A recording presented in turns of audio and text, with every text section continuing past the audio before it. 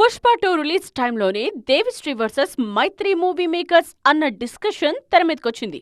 ఆ movie release టైంలో Thaman background score అందిస్తున్నారన్న వార్తలు వైరల్ అయ్యాయి. ఈ వార్తలపై డైరెక్ట్ గా స్పందించకపోయినా సినిమా మొత్తానికి నేనే వర్క్ చేశానంటూ దేవి స్వయంగా ప్రకటించడంతో ప్రొడక్షన్ హౌస్ తో గ్యాప్ వచ్చిందన్న న్యూస్ గట్టిగా వైరల్ అయింది. దేవి సంగీతం అందించిన లెజెండ్ విషయంలోనూ ఇలాంటి వివాదమే తెరమీదకొచ్చింది.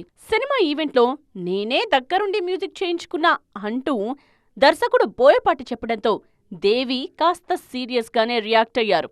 నా పని ఎలా చేయాలో నాకెవరూ చెప్పాల్సిన అవసరం లేదంటూ అదే వేదిక నుండి కౌంటర్ ఇచ్చారు. ఇప్పుడు మరోసారి ఉస్తాద్ భగత్ సింగ్ విషయంలో ఇదే డిస్కషన్ జరుగుతోంది.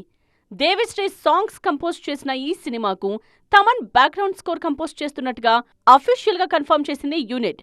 దీంతో మైత్రి, దేవి మధ్య గ్యాప్ మరింత పెరిగిందా అన్న డిస్కషన్ మొదలైంది. అయితే ఉస్తాద్కు తమన్ బ్యాక్గ్రౌండ్ స్కోర్ అందించడం వెనుక అసలు కారణం వేరే ఉంది. ఈ మధ్య పవన్, తమన్ కాంబినేషన్కు బ్లాక్ బస్టర్ రెస్పాన్స్ వచ్చింది.